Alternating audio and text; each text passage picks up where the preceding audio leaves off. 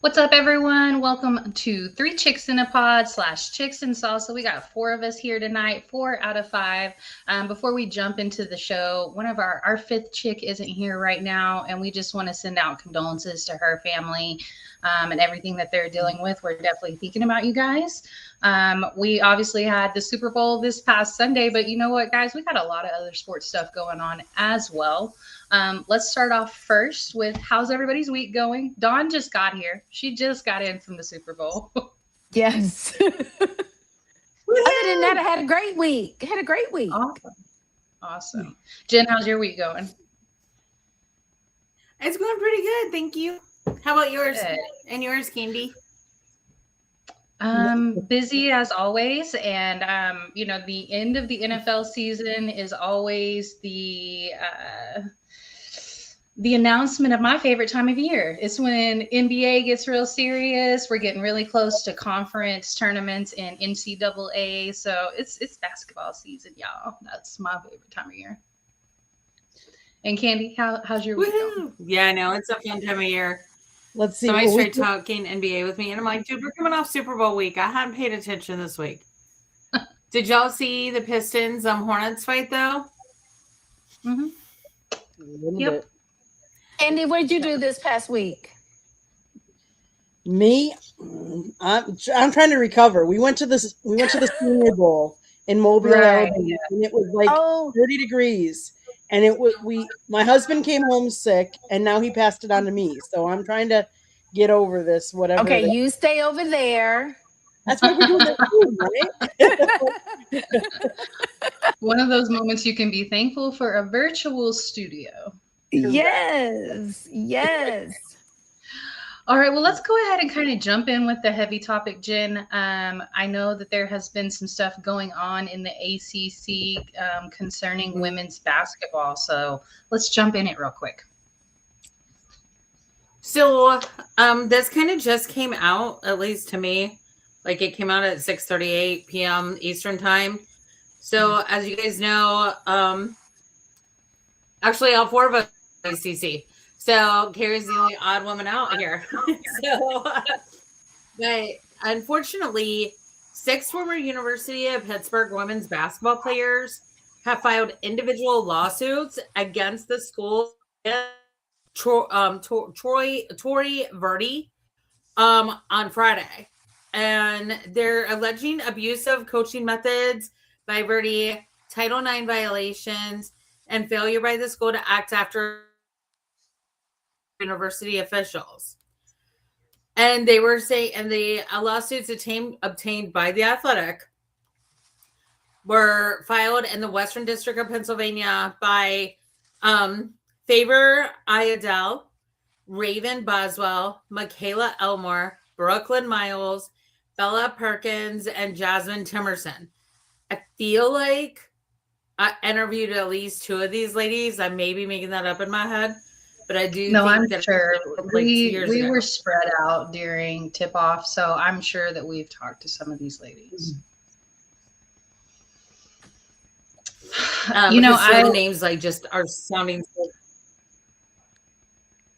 And they're saying that he has subjected players to a hostile environment, and that he engaged in verbal abuse and body shaming, showed hostility towards mental health concerns, and he retaliated against players who spoke up about his behaviors.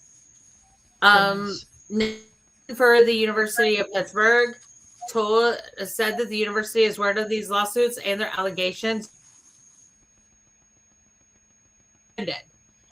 Verdi's attorney, Matthew Rakunas, Racunas, cannot pronounce, I'm sorry if I mispronounced that.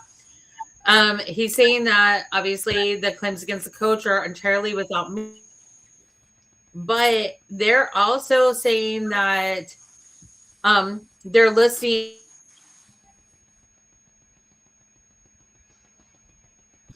Assistant Vice President Chancellor for Compliance Investigations and Ethics, Laurel Gift, and former athletic director Heather Like, and a team doctor.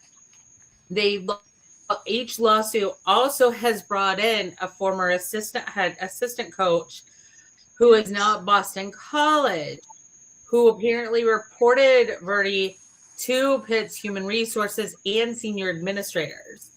And that's John Markham. And for the 6 lawsuits, I'm sorry. Oh, I thought you were saying something. I'm sorry. For the 6 describe a pregame meal in which Verdi allegedly told an international player to go back home because ICE is coming. Oh, 5 of the suits allege that Verdi attempted to create or exploit racial divisions on the team. And Perkins' lawsuit alleges she was routinely denied adequate medical care. And then after confiding in a team doctor, she received harsher treatment leading up to her removal from the team. The Pennsylvania right to know law exempts state-related universities, including the University of Pittsburgh, from some of the public record requirements of most institutions. So this sounds bad. No, of course, when you're a current player, how many ladies did you say? Was nice. How many ladies did you say? 6 former athletes. So six former. And okay. Here's my thing, but like everybody that I've talked to at Pitt on the women's basketball side seemingly loves him. So for me to wrap my mind around that, but then when they're bringing in a assistant head coach who literally left the school, I don't know. There's something. There might be something there. It's so 6. It's not just one person. It's 6. Exactly. people. It's 6. Yeah. That. You That's I would. and I then would one like comment to he see- had to have made it about I would ISIS like to see coming. the He school had to have be made more that comment. supportive of the players, and not automatically sit there and say that the lawsuit has no merit.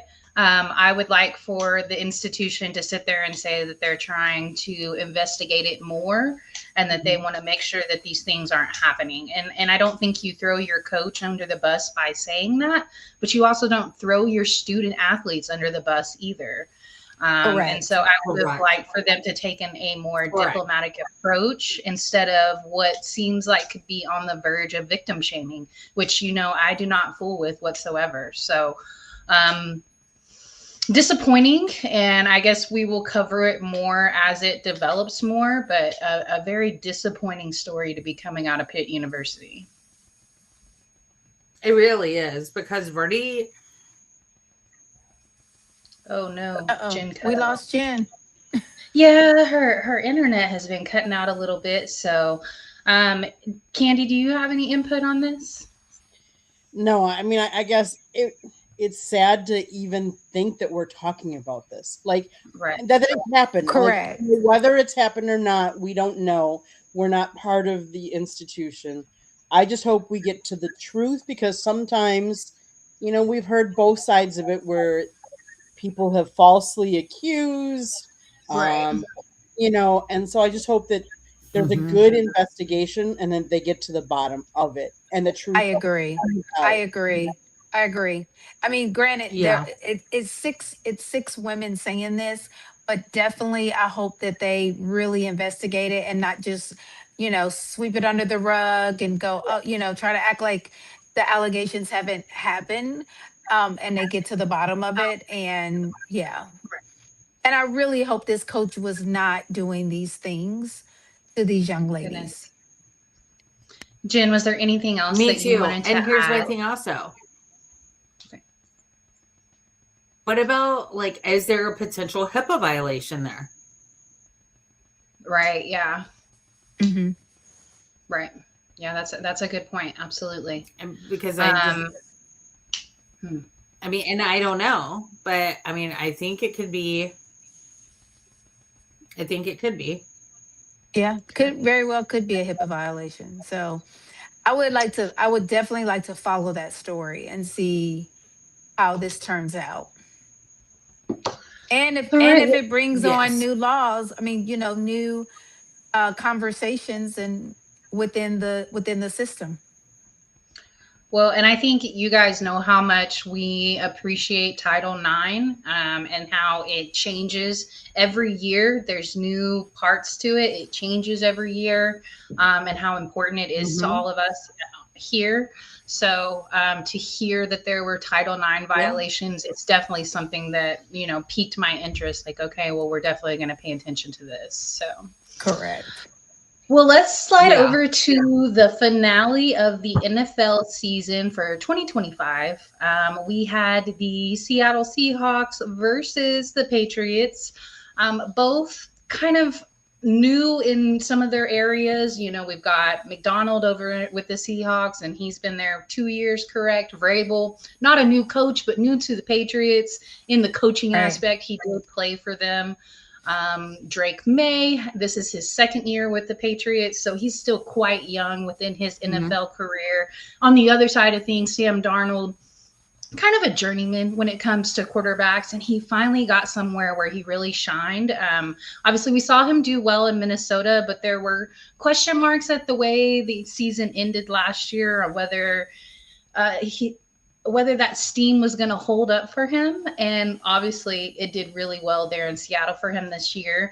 The Seahawks only lost 3 games this season. They lost to the Niners in week 1. It was a close game, 17-13. They lost to the Bucks on October 5th, another close game, 38-35. And then they lost to the Rams in a close game on November 16th, 21-19. So that is a 4 + 2, 6. So they only lost by 7 points total out of all 3 of those games added together. So, obviously a very good team. And go ahead.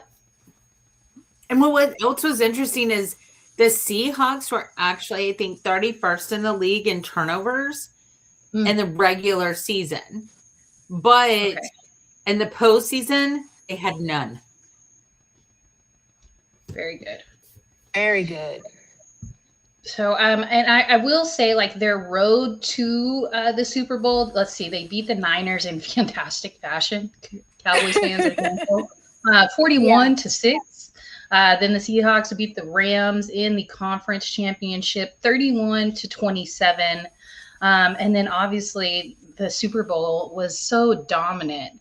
Now this score makes it looks like it was a little bit closer than what it actually was. Most of the entire game, it was a shutout. And so let's go ahead and kind of break down the game itself. And then also, Dawn, let's talk about what you did this week, because you were there for Media Row and then also the game as well. So, yeah. Watching the game itself, you almost, I hate to say this, almost felt bad for the Patriots because they just were not getting their footing.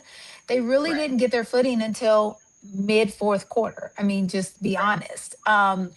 It almost was making you second guess. How did they get here?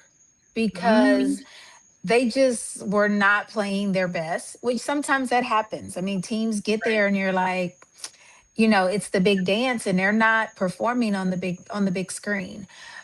I do think that the majority of the U.S. wanted the Seahawks to win. Sounds crazy, but it just seems like you ask everybody, and it's like the only people I felt like who wanted the Patriots to win were the people who were from Boston. It wasn't. I'll be honest. I picked them to win. I didn't necessarily want them to win. I didn't really care. I didn't have, I'm a Cowboys fan. Yeah. But I'm also a huge Mike Vrabel fan just because of how he treats women in sports. And so I wouldn't have mind seeing them do well, because this is not the Bill Belichick, Tom Brady cheating Patriots. This is not that era anymore. So I wouldn't have mind seeing them win. But the game was just, the Seahawks defense was just oppressive for New England. So yeah, it was rough. It was really, really rough. And honestly, it was rough to watch. It was really, to be honest, it was really rough to watch. And now we have this joke, because nobody wanted the Chiefs to be in it, and they were like, okay, so this is what you guys got because we weren't there. So you got I mean, it was a lackluster game. Like, I mean, just to be It was. honest, it wasn't. You thought, oh, okay, there's two new teams. It's not the Chiefs, it's not the Eagles, it's something new. And it was like, okay, the most excitement was Bad Bunny. Right.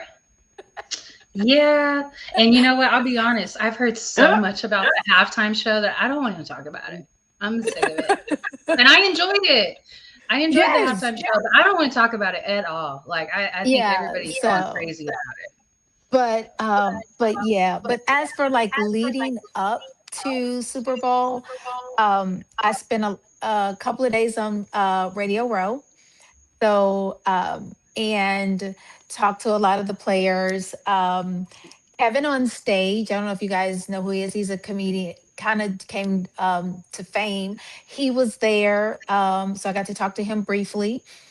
Went to the NFL Business Networking, and that was where that picture was from. Isa played for the Chiefs and a couple of other teams, and I Okay. joked with him. I'm like, standing next to you, I still look extremely short, and I had on heels. Um, and But I will say, going to the Taste of the NFL and being able to see current and former players and getting my football signed by them was really a treat. That's always a good treat to go to. You got food, you got football players, and drinks. What better mix? And spent some time went to the Pro Bowl. So got to see Shadura Sanders play. That's all the mascots. They were there hanging out. That's cute. And it was really exciting. Even though it was only flag football, it was really good to see the players relaxed and Right. laughing and not taking it so serious. Um, it was a really good treat to go and watch them just have some fun, for once. And so they laughed with each other, joked about things on the during the game. Um, I would say there was, a few other. There's so much going on during Super Bowl week, and so that was at the Business and Networking. And you had several of the guys talk about their businesses that they have now and the jobs that Right. they do after they leave the NFL, because that is a big topic about what happens when they leave. Right. That was from the Off the Field Fashion Show, and Godfrey, the comedian, was one of the participants there. That's a big charity event because it's the wives and significant other of current and former players, and all the money for the fashion show is donated to local charities. So they gave to the Boys and Girls Club of San Francisco and two other charities. So the money goes to them. And they choose a charity, whatever city the Super Bowl is in, they choose a charity. Okay. That's cool. So that's pretty cool. So that's from the Taste of the NFL, which is always a cool event. Chef Carla it's her baby. She helped start that, so she's always there. And it was just Who, an Mary, overall. Anne Marie Cawthron? um, Carla, Chef Carla, she's there. But it's an overall, I Okay. would say, Super Bowl is Okay, so just she's a in charge fun of the week. PR side. No, she is the chef I'm glad that's you had helped. fun. Yeah. So it was a fun week. That is, I went to the San Francisco 49ers host committee. They had a party, and that was one of the backdrops. So of the party was all the footballs. We got to tour the stadium on Wednesday, and we also got a chance to eat all the food that was going to be served for the suites and for the concessions at the Super Bowl. So overall, it was a great week. What And now, was your favorite part? What sticks out? Because you've been to how many Super Bowls? I've been to 15. Okay. So Um, what sticks out about this one? this one was a little different. The city, being in San Francisco, was a little different. However, I think for me, um, that bit the bit when it comes to outside of the game, I think the NFL business networking event was one of the best Mhm. events I attended, because you talk about after the game. It's after Right. they stop playing. It's all the things that they do after. It's all the things that the NFL offers them after. So if they don't finish college and they come to the draft and they start playing, well, they have the opportunity to go back to college and Right. get their bachelor's, or they have the opportunity to go get their master's.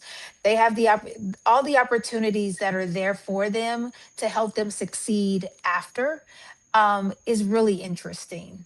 And it shows, the next, it's what they call the next level of what they're going to do.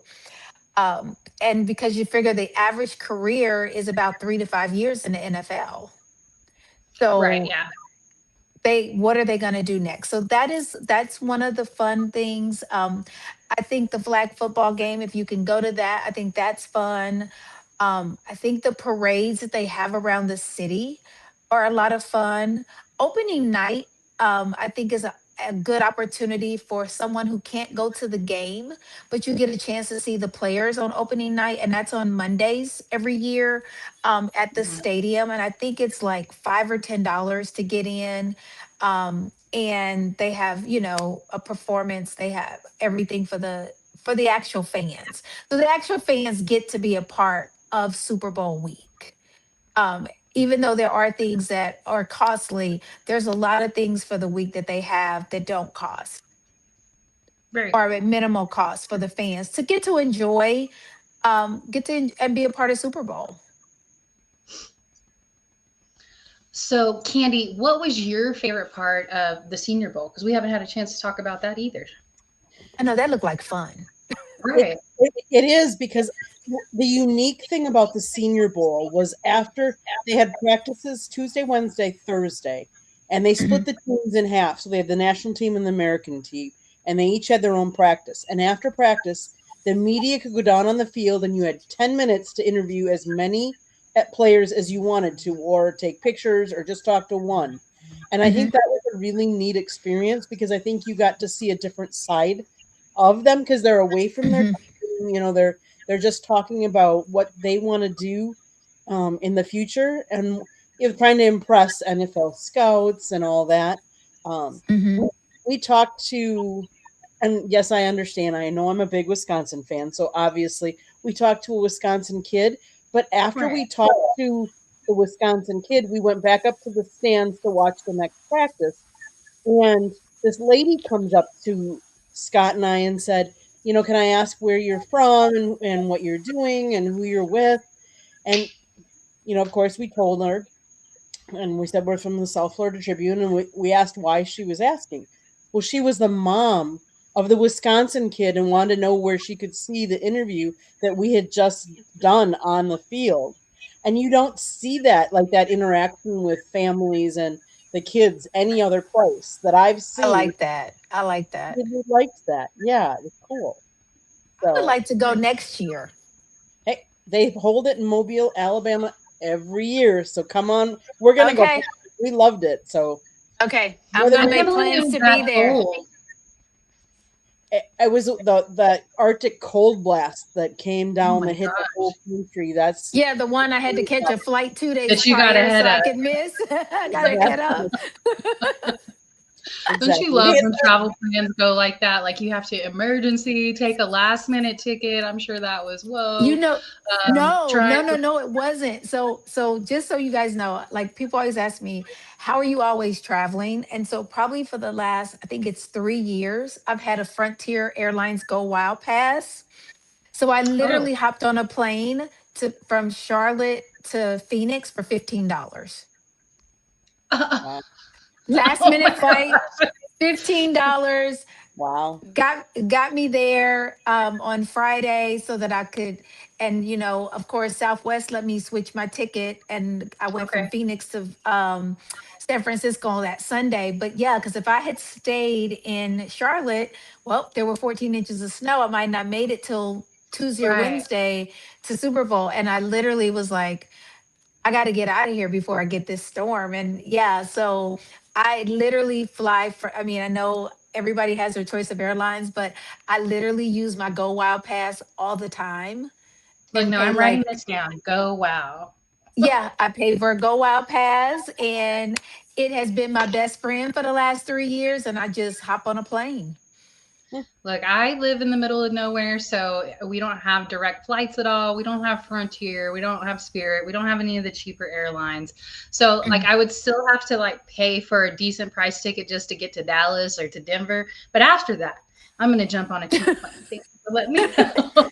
Exactly. Because So, it has been yeah. costing me about $700 to $900 to fly anywhere lately. So, Oh, yeah. yeah. So yeah, Candy, you put me down. I am coming to the Senior Bowl next year with you. Sounds good. Um, More the merrier. definitely, because I think that'll be a lot of fun, and I get more football. Exactly. And Exactly. now Well, I know we everybody's had- at 0. Now, I know that we had a different happy story lined up because for Jen, and real quick, I'll go ahead and shout out the score. UNC beat Duke this past weekend, 71 to 68. UNC coming in at number 11 right now, Duke at number 4, so a big win for them. But also this upcoming weekend, we got NBA All-Star, and I know it doesn't hold the same kind of weight with the festivities that it used to. This year they are doing the World versus USA, so that's exciting. I know SGA will not be playing this year, so this is the first time in 4 years that we won't see SGA out there. So that's somewhat disappointing. Now I'm super happy that Wemby made it. However, I kind of think that they missed the mark not getting De'Aaron Fox to the All-Star as well. So now, however, we got Stephon Castle, who's going to be in the Rising Stars game, and he is the reigning defending Rookie of the Year. And the kid just put up a 40-point triple-double the other night against Orlando 40, 12, and 12. So exciting to watch. Cannot wait to see him this weekend play. Cannot wait. Oh, you're going to be there for that too? No, I am not going. I'm just going to. Oh, you're just watching. I'm just watching. Yeah, I'm just watching. I would love to do the All-Star weekend again, but yeah, that might have to be on the.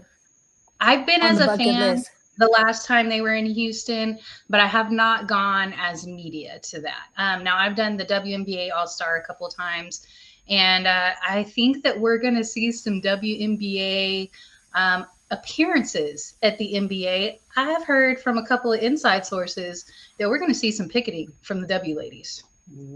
Oh, I love it. Use the leverage that you have right now, because you've never had as much leverage as you have right now. So do it, get publicized, be seen, and get paid. Yes, definitely. Mm-hmm. Jen, I did a little, I told the score of the game, but you can go ahead and recap Duke UNC real quick. Oh, thanks. Sorry, I was having some technical difficulties. It happens. A couple of Duke led the entire game, and that's kind of a tough feat at the Dean Dome. It's also hard for when Carolina wins at Cameron Indoor Stadium, because this is the oldest national rivalry. And the reason is not just because they're blue bloods, but because Duke Carolina was the first basketball game ever televised. And not only was it locally televised, it was nationally televised. Now, there's some older school rivalries, 100%, but not national and not to this level. So that being said, Duke was banging it out the entire game. Like, there was some out of respect there. And at the very end, do not ever doubt Seth Trimble. Seth Trimble is going to be one of the greats. Truly, he is. He already is one of the best collegiate basketball players out there. And super nice guy. He did something super sweet for my husband. So huge fan of Seth, and I will always be a fan of Seth for personal reasons and for Carolina reasons. But 1 second to go. Talk about a buzzer beater. Seth gets a 3-pointer. Swish. It was pretty. But then there was still 0.4 of a second left. But the Tar Heels had already stormed the stadium, stormed the floor.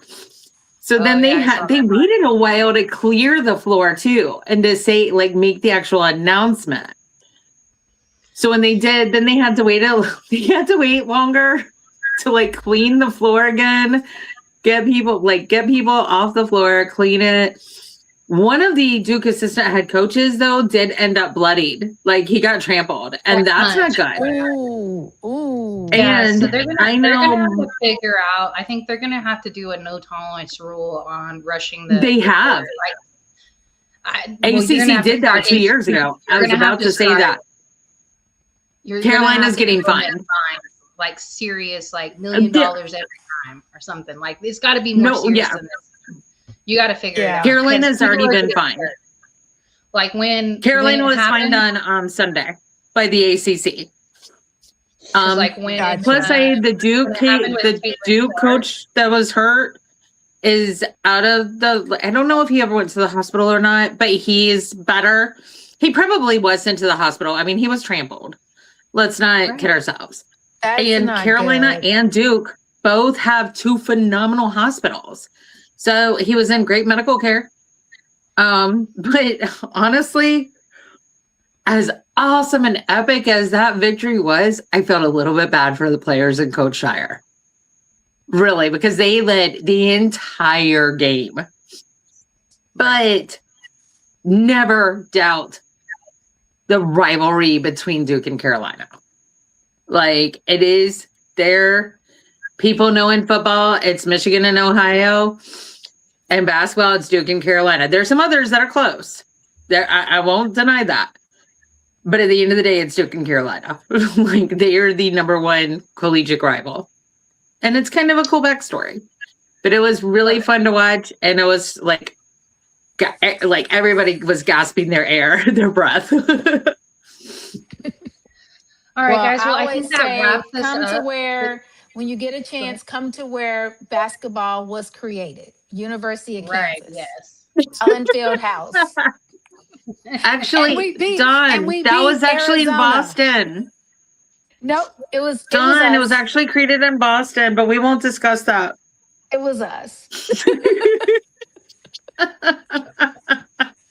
And we beat Arizona. We beat the number 1 team in Allen Fieldhouse. So hey. Wow.